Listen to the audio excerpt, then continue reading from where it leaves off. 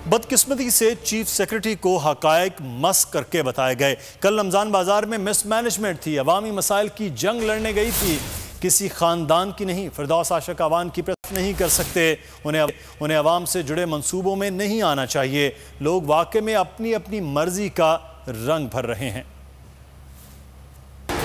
जो कल का वाकया है, बदकिस्मती से चीफ सेक्रेटरी साहब को हकायक मसाह करके बताए गए।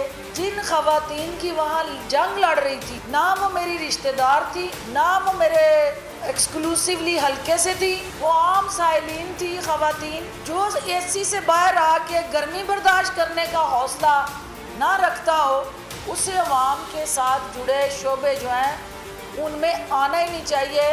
जो उन्होंने वहाँ एंगल दिया कि कोई प्रोटोकॉल ना मिलने की वजह से मैंने गुस्सा किया, जो वहाँ पे ब्यूरोक्रेसी के हवाले से, अफसरशाही के हवाले से एक नैरेटिव बनाया गया, इसको अपने अपनी मर्जी का रंग भर रहे हैं और एक ऐसा मंजरनामा पेश कर रहे हैं कि जिसके अंदर जो है वो खुदा नखास्ता कहीं सरकार के जो एग्जेक्टिव और हमारे जो अवामी नुमाइंदे हैं उनके दरमियान कोई टकराव की सूरत हाल पैदा करना चाहते हैं, तो वो ये सुन लेंगे, उनको मायूसी होगी।